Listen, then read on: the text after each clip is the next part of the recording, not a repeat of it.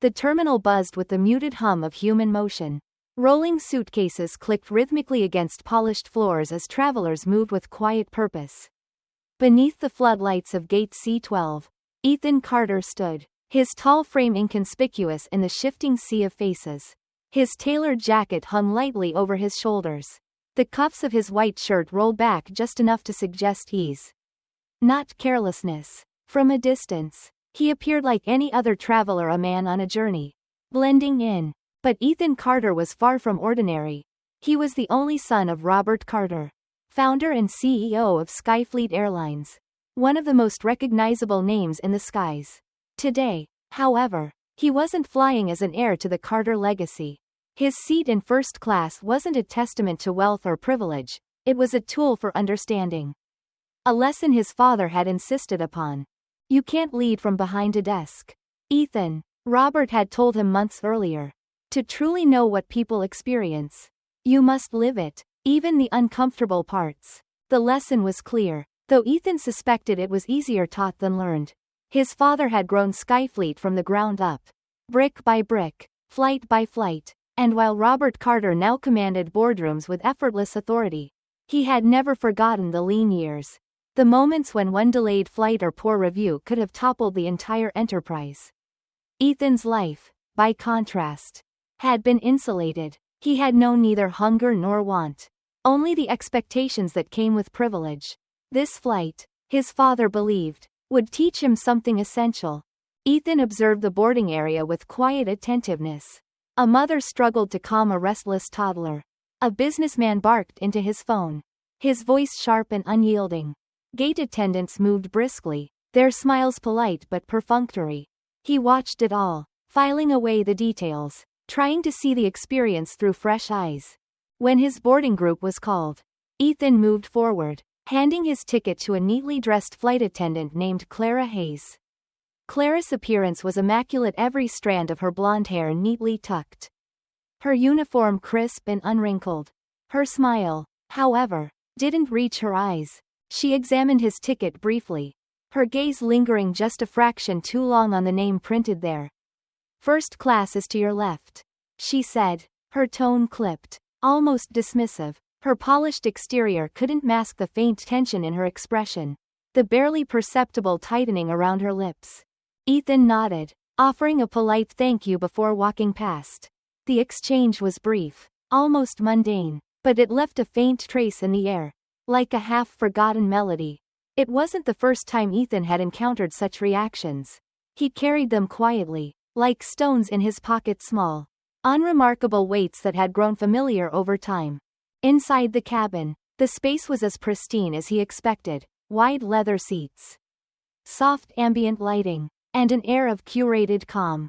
Ethan settled into his seat and glanced out the window. The tarmac stretched before him, a glistening gray expanse beneath the fading sun. For a moment, he let himself relax, and yet, the weight of Clara's fleeting glance lingered. It was subtle, a shift too small for most to notice. But Ethan had learned to see such things for what they were. The questions behind the eyes, the silent calculations, the unspoken assumption, he doesn't belong here. It wasn't anger he felt in response, anger took too much energy. And Ethan had long since grown weary of such battles. Instead, there was a quiet resignation, an understanding that these moments were as much a part of his reality as the seatbelt buckled across his lap. As the boarding process continued, Ethan allowed his gaze to wander. A man in a tailored suit was speaking animatedly to a flight attendant near the galley. Across the aisle, an elderly couple thumbed through the in-flight magazine. He wondered what stories they carried, what assumptions they might make if they looked his way. He hoped, for now, to remain invisible. But invisibility, he knew, was rarely an option, not for him. The announcement came over the intercom, welcoming passengers aboard Flight 247. Ethan leaned back in his seat, preparing for takeoff. He told himself that this flight, like all others, would eventually end. He would land, step off the plane, and return to a world where he wielded influence, where his voice carried weight. Yet here, in this confined space, he was just another passenger. And in some ways, that was exactly why he was here, to learn, to listen, to endure. As the engines roared to life, Ethan closed his eyes, letting the vibrations of the plane echo through him. Outside the window, the ground fell away, and the horizon stretched wide and unbroken. The cabin was quiet, save for the gentle hum of the engines. Ethan Carter sat in his seat, the soft leather cool against his back.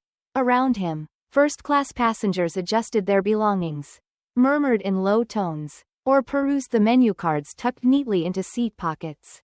There was a calm efficiency to the space, a feeling of curated exclusivity that invited relaxation if one could afford it. Ethan glanced toward the aisle, observing the movements of the cabin crew. Clara Hayes was making her rounds, her demeanor brisk but practiced. She paused at each row, her voice warm and accommodating as she addressed the other passengers. When she reached Ethan's row, however, her tone cooled, her smile faltering just enough to be noticeable. "Can I get you something to drink, sir?" she asked, her words polite but distant, as if carved from stone. Ethan looked up, meeting her eyes. "Just water, thank you." She nodded curtly, jotting the request on her tablet before moving on without another word. To an untrained observer, the interaction might have seemed perfectly ordinary, but Ethan had learned to recognize the subtle cues: how her posture stiffened near him, how her gaze shifted quickly away, unwilling to linger. This was how it often went. No overt hostility, no unkind words, just a quiet dismissal, like the closing of a door no one else heard. When Clara returned with his drink, she set it down with a touch more force than necessary, the glass rattling faintly against the tray.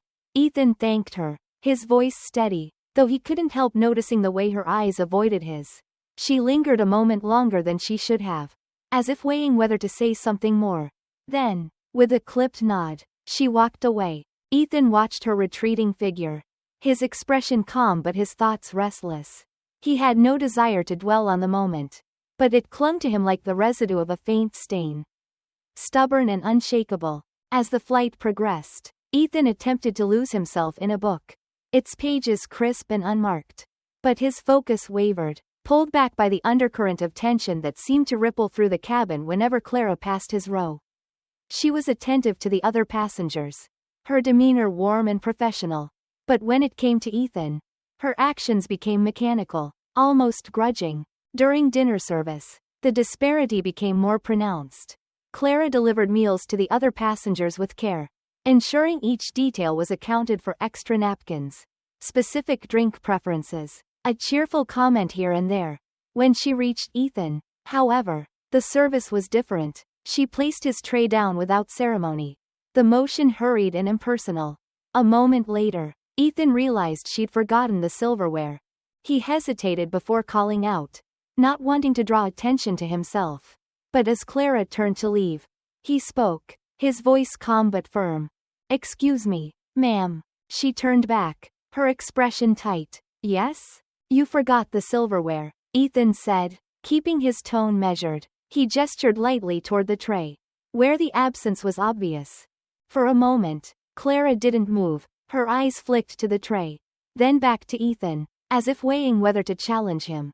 Finally, she reached into the service cart, retrieved the utensils, and handed them to him without a word. "Thank you," Ethan said evenly. Clara nodded, her lips pressed thin, and walked away. Around him, a few passengers had noticed the exchange, their glances fleeting but curious.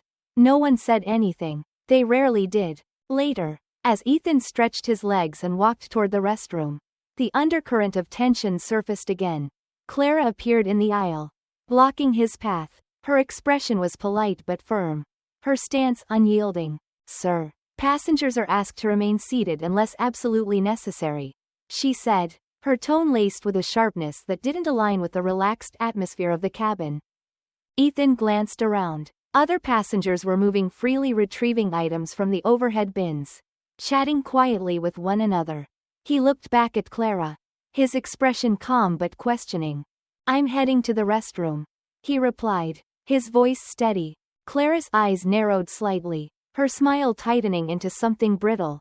"I understand, but we're trying to minimize disruptions in this area."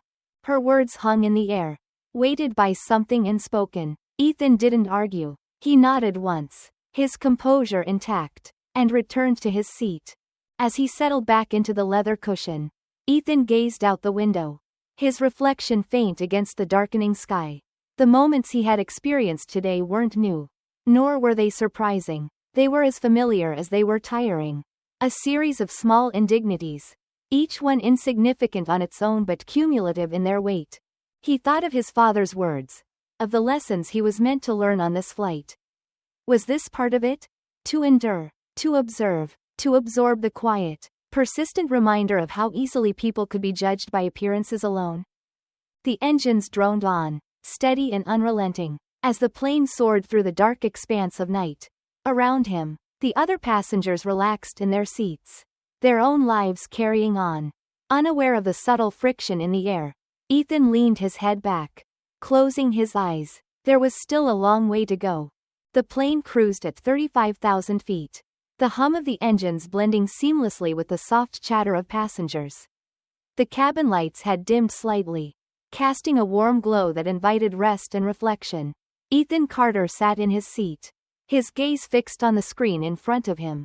Though he wasn't truly watching, his mind was elsewhere, caught in the quiet, unspoken tensions that had lingered since the moment he boarded. From his periphery, he noticed Clara Hayes moving through the cabin.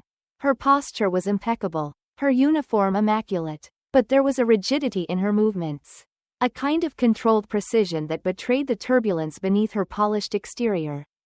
She had spent the better part of the flight avoiding him, save for the moments where their interactions were unavoidable. Even then, her demeanor had been distant, almost begrudging. The disparity in her behavior was stark. With the other passengers, Clara was warm and accommodating, her voice lilting with practiced charm. But with Ethan, there was a palpable shift, subtle enough to escape outright notice, but undeniable to someone who had spent years learning to read such nuances. Ethan shifted slightly in his seat, his fingers tapping lightly against the armrest. He wasn't angry, not in the conventional sense. He was tired of the quiet, persistent erosion of dignity that came with moments like these. Tired of the effort it took to remain calm, to swallow the impulse to confront, to correct, to demand better. He was still contemplating this when Clara returned, her expression neutral but her body language taut. She stopped at his row, her gaze flicking toward him with something that might have been reluctance. "Mr. Carter," she began, her tone measured, "is everything to your satisfaction?" Ethan looked up, his expression calm but questioning. The use of his name was new. She hadn't referred to him directly since the flight began, and the sound of it now felt almost pointed. "Yes," he replied evenly. "Everything's fine." Clara hesitated, as though she was considering whether to say more. Then, with a tight smile, she turned and moved on. Ethan watched her retreat, the faintest trace of a frown creasing his brow. There was something in her manner that felt less like genuine concern and more like an attempt to preempt something in acknowledgement of the tension she had created but was unwilling to address. An hour later, as Ethan stood to stretch his legs, the tension came to a head. He had barely stepped into the aisle when Clara appeared again, her presence as abrupt as the words that followed. "Sir," she said, her voice firmer than before. "Passengers are advised to remain seated unless absolutely necessary." Ethan paused, his expression calm but questioning. Around them, other passengers were moving about, retrieving items from overhead bins, chatting quietly near the galley. The inconsistency was glaring, and it hung between them like an unspoken accusation. "I'm just stretching my legs," Ethan replied, his tone measured. Clara's posture stiffened, her hands clasped tightly in front of her. "I understand, but we ask that passengers minimize movement in the cabin." Ethan held her gaze, the silence between them stretching taut. He could have argued, could have pointed out the obvious double standard, but he didn't. Instead, he nodded once and returned to his seat. The exchange didn't go unnoticed. A few rows away, a woman leaned toward her companion, whispering something behind her hand. Across the aisle, a man glanced over his newspaper, his expression unreadable. The murmurs were faint, but they carried a weight that Ethan felt acutely. He wasn't the only one who had noticed the imbalance. Minutes later, the captain's voice came over the intercom, calm and authoritative. "Ladies and gentlemen, This is Captain Morgan. We're cruising at a steady altitude and expect smooth skies ahead. Please don't hesitate to let the crew know if you need assistance." Ethan closed his eyes briefly, letting the captain's words wash over him. There was something reassuring in the tone. A reminder that above the clouds, things often seemed clearer, simpler. It was only when the captain himself appeared in the cabin that the atmosphere shifted. Captain Daniel Morgan was a tall, composed man with an air of quiet authority. He moved through the aisle with purpose, stopping a few rows ahead to address Clara. "Miss Hayes," he said, his voice low but firm. "May I have a word with you in the galley?" Clara's face paled slightly, but she nodded, following him to the back of the plane. Ethan watched them go, his expression impassive but his thoughts racing. He hadn't intended for things to escalate, but the captain's intervention suggested that he hadn't been the only one noticing the disparity. In the galley, Captain Morgan crossed his arms, his gaze steady on Clara. "What's going on here?" he asked, his tone calm but probing. Clara hesitated, her hands fidgeting with the hem of her apron. "I was just ensuring passenger compliance," she said, her voice defensive. "Mr. Carter has been challenging." The captain's brows lifted slightly, his expression skeptical. "Challenging how?" Clara faltered, the weight of the question pressing against her carefully constructed facade. "He's not following guidelines." Captain Morgan's gaze sharpened. "Miss Hayes, I've been observing this flight. Mr. Carter has done nothing to warrant your behavior. In fact, it's clear to me and likely to others that your actions have been inconsistent, to say the least." Clara's lips parted as if to protest, but the captain held up a hand. "That man is a paying first-class passenger, just like everyone else here. I suggest you remember that." Back in his seat, Ethan tried to focus on the book in his lap, though the words blurred together. He didn't need to hear the conversation in the galley to know its tone. He could feel the shift in the air. The way Clara's demeanor had changed when she returned. Her movements were more careful now, her expression more subdued. The power dynamic had shifted, but it brought Ethan little comfort. This wasn't about triumph or vindication. It was about something deeper, something far more entrenched. The quiet biases that shaped moments like these were not so easily dismantled. They lingered, like shadows cast by a light too distant to touch. As the plane continued its journey through the night, Ethan leaned his head back against the seat, letting the steady hum of the engines fill the silence. Above the clouds, the world seemed vast and unbroken. But even here, the weight of it all remained. The cabin was unusually quiet, the soft hum of the engines punctuated only by the occasional clink of a glass or the shuffle of a magazine being folded and put away. Ethan Carter sat still, his eyes trained on the darkened window. Beyond the thin pane of glass, the world was silent, vast, and unbroken. It was a stark contrast to the subtle tensions that had simmered throughout the flight.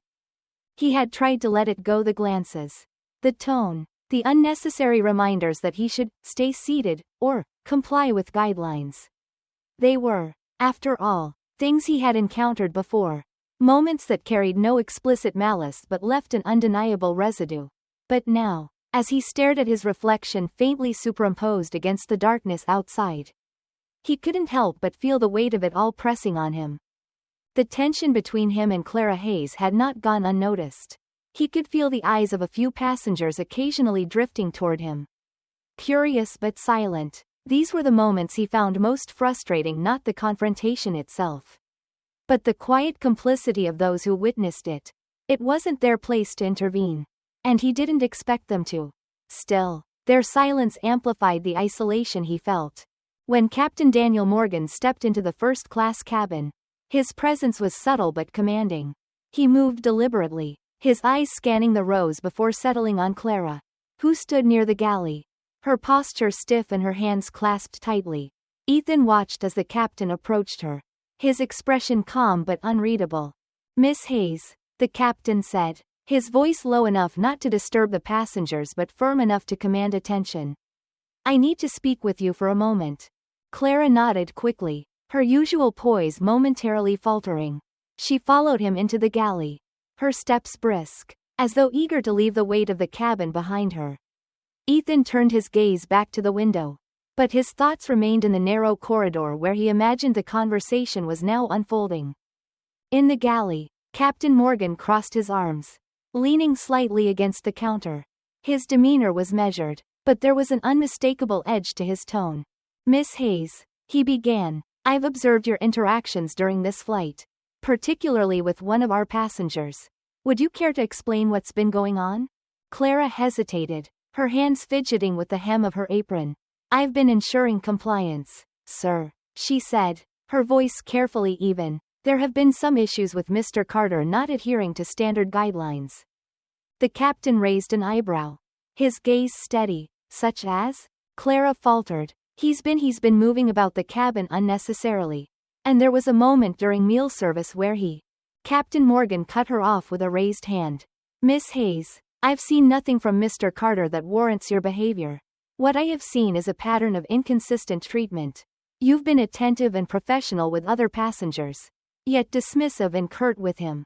Why is that?" Clara opened her mouth as if to respond but seemed to think better of it. The silence that followed was heavy, punctuated only by the faint sounds of the cabin beyond. "Do you know who Mr. Carter is?" the captain asked after a moment, his tone softening but still firm. Clara shook her head, her expression wary. "He is Ethan Carter," the captain continued, "the son of Robert Carter, founder of Skyfleet Airlines."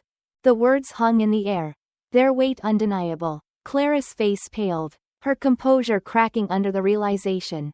I didn't know," she stammered. "That's exactly the problem," Captain Morgan said, his voice quiet but pointed. "You didn't know, but you assumed. You assumed he didn't belong here because of how he looks, how he carries himself, and that assumption has been painfully obvious." Clara looked away, her hands trembling slightly. "I didn't mean to.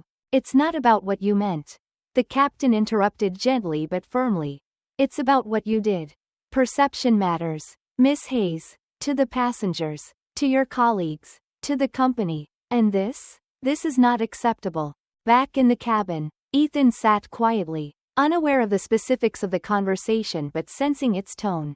When Clara returned, her demeanor had shifted. She moved through the cabin with a kind of mechanical precision, her usual confidence replaced by something more subdued. She avoided Ethan's gaze entirely, her movements quicker and more deliberate. Ethan didn't feel vindicated. There was no sense of triumph in her discomfort, no satisfaction in her chastened demeanor. If anything, he felt a quiet sadness and acknowledgement that this moment, while significant, was just one in a larger pattern. Clara's behavior was not unique. It was part of a system, a web of biases and assumptions that extended far beyond this single flight.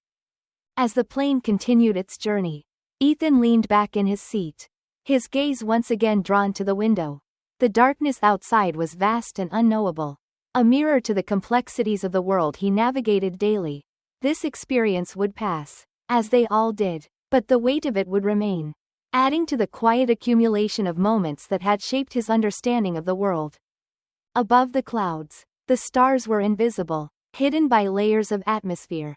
But Ethan knew they were there, constant and unyielding, even when they couldn't be seen. In the same way, he reminded himself, there was a hope that these small moments of accountability, of recognition, could one day lead to something brighter. The wheels touched down with a soft thud, and the plane began its steady deceleration along the runway. Outside, the runway lights glimmered faintly in the early evening haze, their soft glow slicing through the darkness. Inside the cabin, passengers stirred, adjusting their belongings and preparing to disembark. The hum of conversations picked up as the end of the journey drew near. Ethan Carter remained seated, his hands resting lightly on the armrests. He had no intention of rushing to the aisle, no interest in jockeying for position among the other passengers. Instead, he allowed himself a moment of quiet reflection. The flight had been long, in more ways than one, and while the events that had unfolded weighed on him, they were far from unfamiliar.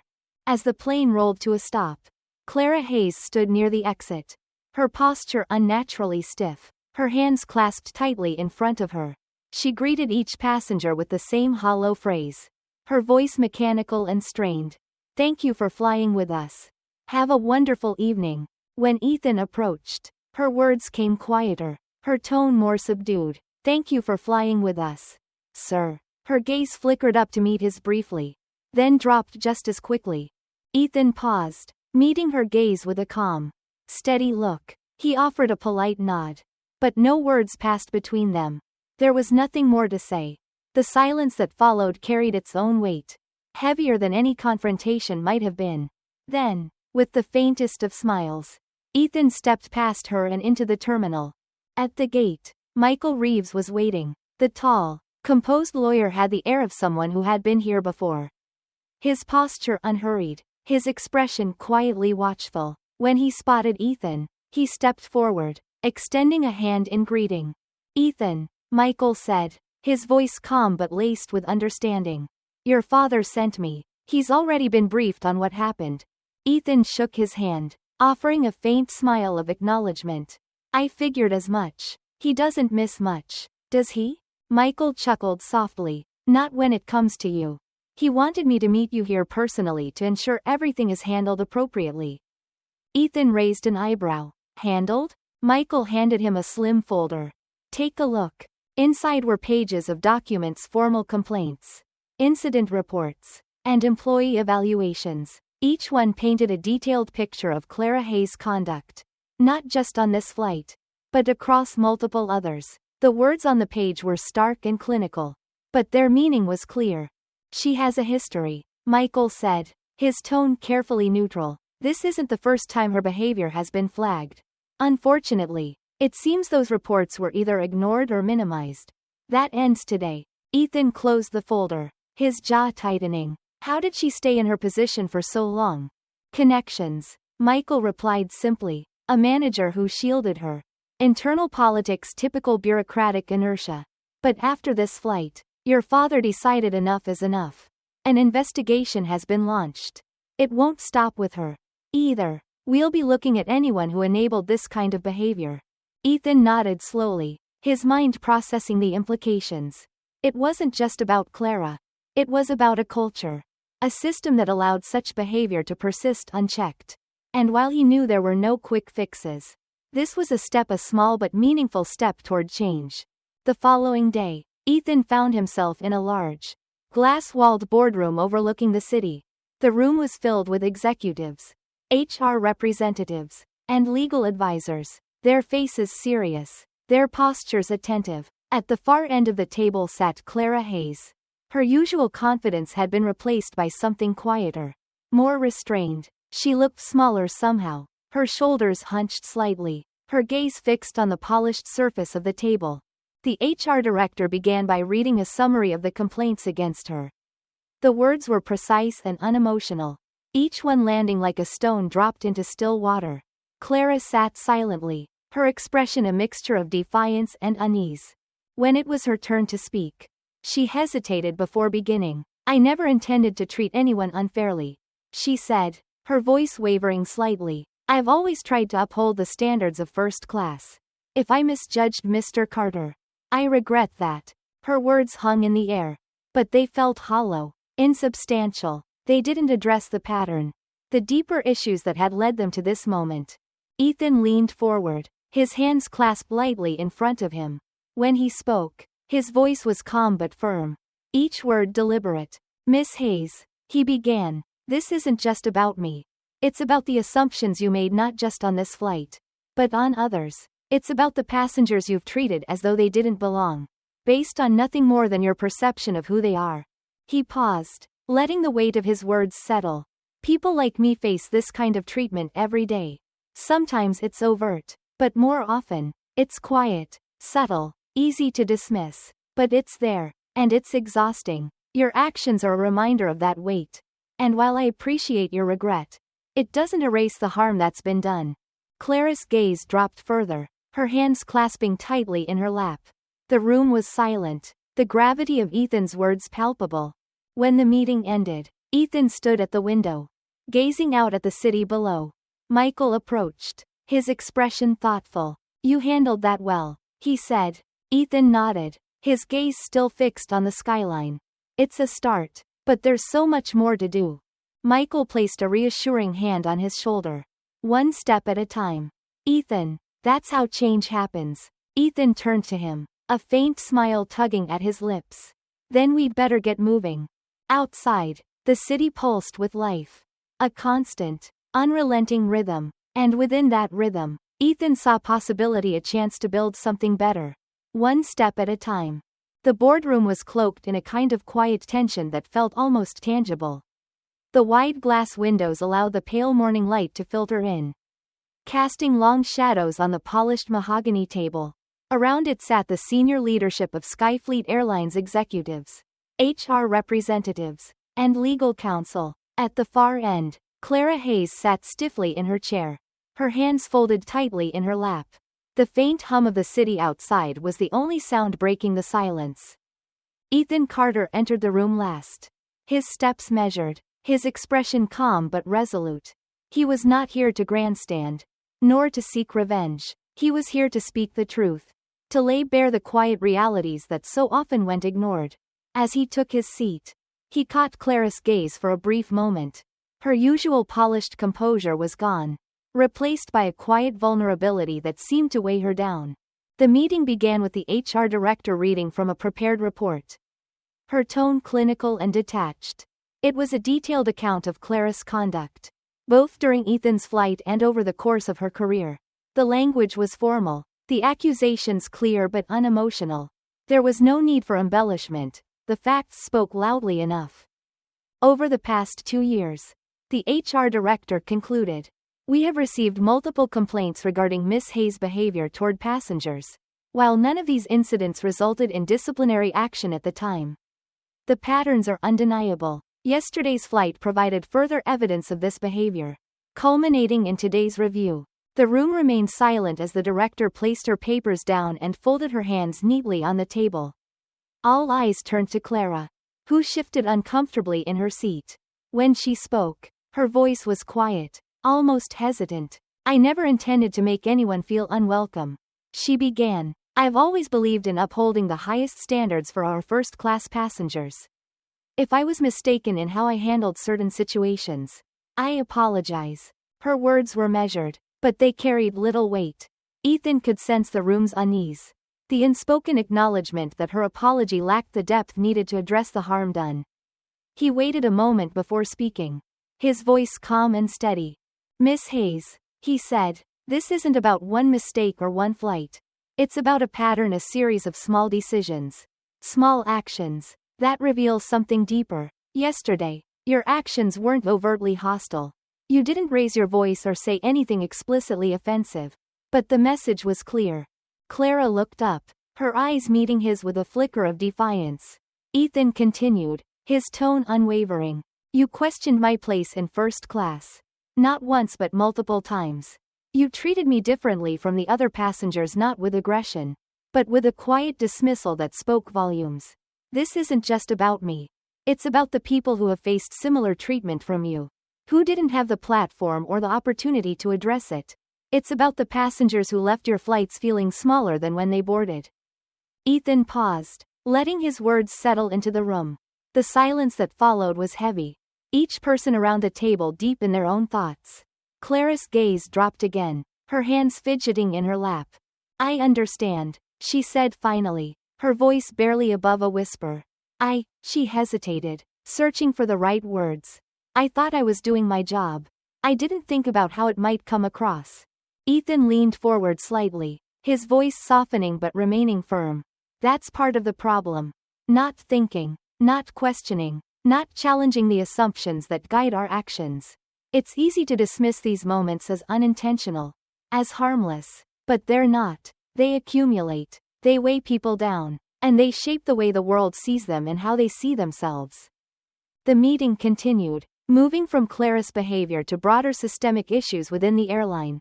Ethan listened as the executives discussed plans to implement mandatory diversity training, review employee evaluations, and create more transparent reporting mechanisms for complaints.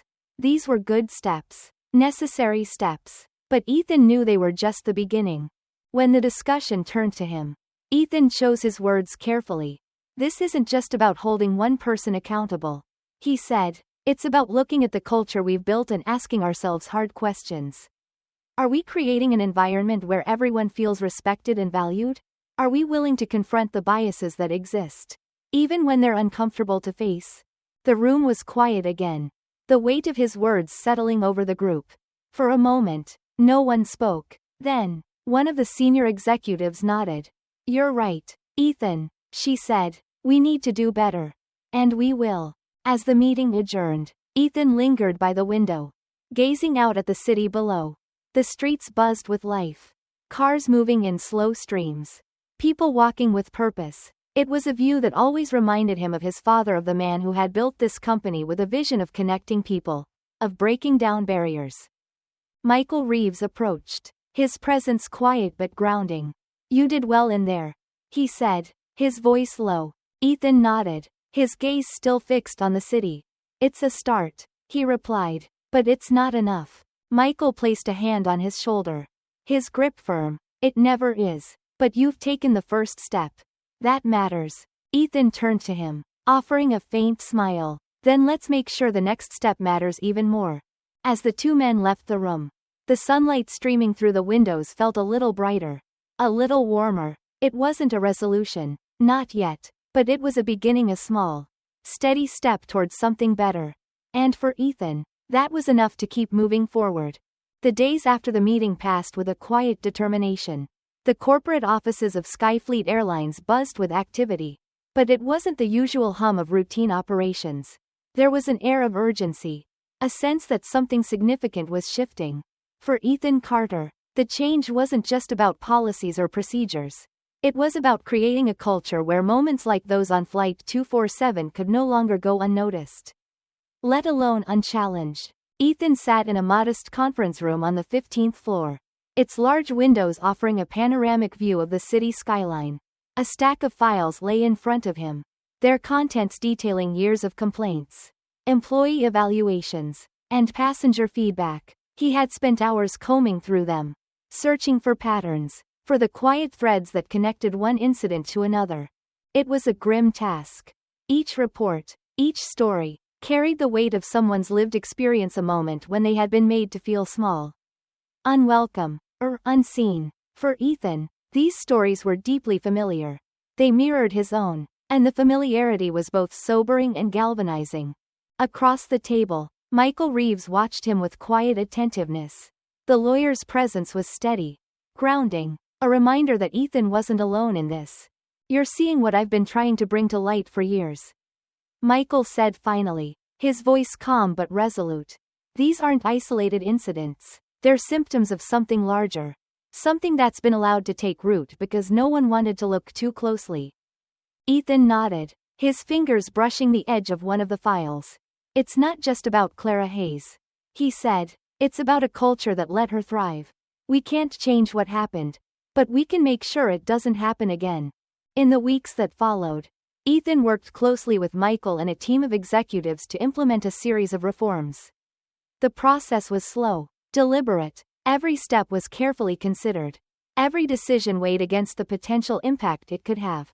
Ethan insisted on transparency at every level, knowing that change would only be meaningful if it was felt by everyone, from the executives in the boardroom to the flight attendants and ground crew who interacted with passengers every day. The first initiative was a comprehensive training program designed to address implicit bias and promote inclusivity. It wasn't a quick fix, Ethan was clear about that from the beginning. But it was a start. A way to begin dismantling the assumptions and stereotypes that so often shaped interactions. The program included real stories from passengers and employees, including those whose complaints had gone ignored. One of those stories belonged to a young black woman who had been removed from a flight after a misunderstanding with a flight attendant. Another came from an elderly man who felt invisible in first class, his requests overlooked while others were promptly served. As the stories were shared, they became more than just data points. They were voices, experiences, lives, and for many employees, they were a wake-up call. Ethan also championed a new reporting system that allowed passengers and employees to submit feedback directly to an independent committee. The system ensured that complaints could no longer be buried or dismissed. It was a small but significant step toward accountability. In one of the first meetings of the committee, Ethan sat quietly as the members reviewed a recent report. The complaint detailed a passenger's experience of being unfairly targeted during a routine boarding process. The language was familiar, the dynamics painfully clear, but this time, there was no dismissal, no attempt to minimize the impact. The committee's response was swift and thorough, and Ethan felt a faint but real sense of hope. As the changes began to take root, Ethan turned his attention to the broader industry. Skyfleet wasn't the only airline grappling with these issues, and he knew that meaningful progress would require collaboration. He began speaking at conferences, sharing his story and the lessons Skyfleet was learning. At one such event, Ethan stood before a room of industry leaders. His voice was steady, his tone measured. He spoke not as the son of a CEO or as an executive, but as someone who had experienced the quiet weight of prejudice firsthand. "This isn't just about our policies or our profits," he said. "It's about our humanity. Every interaction we have with a passenger is an opportunity to affirm their dignity, to show them that they are seen and valued. When we fail to do that, we fail as an industry and as people." The room was silent as his words settled over the audience. For Ethan, the silence wasn't uncomfortable. It was a sign that people were listening, that the message was being heard. Back at Skyfleet, Ethan continued his work, balancing his corporate responsibilities with his role as an advocate for change. He often thought about Clara Hayes not with resentment, but with a sense of quiet reflection. Her actions had been wrong, but they had also been a catalyst. In exposing the fractures within the company, she had created an opportunity for growth. One afternoon, as Ethan reviewed the latest feedback from employees, he noticed a comment that caught his attention. It was from a flight attendant who had completed the new training program. For the first time, it read, "I feel like we're not just checking boxes. I feel like we're actually being asked to think, to reflect, to be better. I hope this is just the beginning." Ethan leaned back in his chair, the weight of the day pressing against him. The work was far from over, he knew that. But in that moment, he allowed himself a small measure of satisfaction. It was just the beginning. But it was a beginning nonetheless. Outside the window, the city moved with its usual rhythm, a quiet reminder of the world's vastness and complexity. And yet, within that complexity, there was room for change, for bridges to be built, one step at a time. The auditorium was quiet, the kind of stillness that comes not from silence, but from attentiveness. Rows of chairs stretched out beneath the warm glow of overhead lights, occupied by faces etched with years of experience and reflection. Ethan Carter stood at the podium, his hands resting lightly on its edges. The weight of the moment pressed against him, not in a way that felt oppressive, but in a way that carried significance. The gathering was modest, the audience composed of industry professionals, community leaders, and employees from across the airline world. Many were older, seasoned in their fields, their eyes carrying the wisdom of decades. Ethan was keenly aware of his position among them, young by comparison, but standing on the foundation of a legacy his father had built. He looked out at the faces before him, and when he spoke, his voice was steady and calm, carrying the deliberate cadence of someone who understood the power of words. "When I boarded Flight 247, he began, I didn't expect it to become a defining moment. I wasn't looking for conflict or to make a statement. I was simply trying to do what my father asked of me, to understand the experience of our passengers, to see the business through their eyes." His gaze swept the room, and he allowed the words to settle before continuing. "But what I experienced wasn't just about one flight or one interaction. It was a reflection of something deeper, something that has lingered quietly, shaping the lives of people like me for generations. And while it was uncomfortable, it was also necessary." Ethan paused, glancing briefly at the notes in front of him, though he already knew them by heart. We often think of discrimination as something overt, something easy to spot, but more often than not, it's subtle. It's the assumptions we make without realizing it, the quiet ways we communicate who we think belongs and who doesn't. These moments are small, almost imperceptible, but they add up. They create a weight that is carried by those who experience them. He straightened slightly, his voice growing firmer but never losing its calm. That weight is not just a personal burden, it's a collective one. It affects our businesses, our communities, and our society as a whole. When we fail to address it, we fail not just the individuals who bear it, but ourselves. Ethan's journey since that flight had been one of learning and unlearning. He had immersed himself in the complexities of the airline industry, not just from an operational perspective, but from a human one. He had listened to the stories of passengers and employees alike. Stories that were often difficult to hear but impossible to ignore.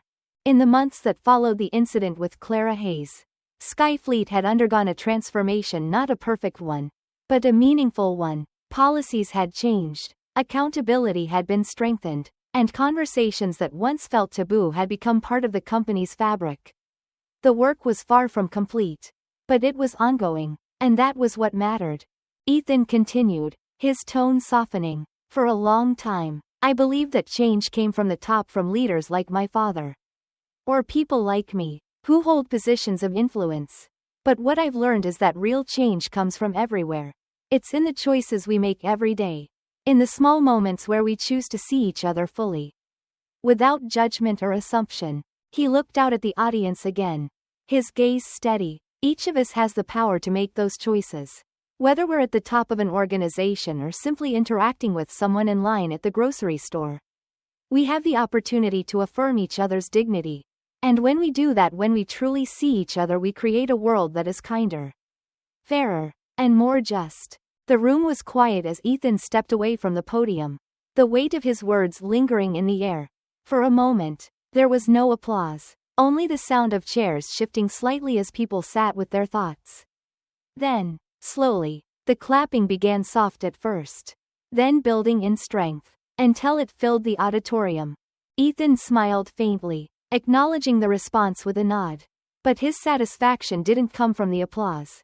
It came from the quiet understanding that some of those present would leave this room seeing the world and their role in it a little differently. Later, as Ethan stood near the back of the auditorium, a woman approached him. Her silver hair was neatly pinned back, and her eyes carried the warmth of someone who had seen much of life. "You remind me of your father," she said, her voice low but kind. He had the same way of making people think, of making them feel seen. Ethan felt a flicker of pride at the comparison, but he shook his head slightly. "I'm just trying to follow his example," he replied, "and to make my own way, too." She smiled, her gaze thoughtful. "You're doing both, and that's no small thing." As the crowd began to disperse, Ethan stepped outside. The evening air was cool, the city lights casting a soft glow over the streets. He took a deep breath, letting the quiet of the moment settle over him. He thought about his father, about the lessons he had learned, not just from the man but from the legacy he had left behind. He thought about Flight 247, about Clara Hayes, and about the countless others whose stories had shaped his journey. Most of all, he thought about the future, not as something distant and abstract, but as something being built in real time, one choice at a time. The work was far from over, but Ethan felt a sense of peace. He wasn't just carrying on a legacy. He was helping to create one, rooted in the simple but profound belief that every person deserved to be seen, valued, and respected. And for now, that was enough.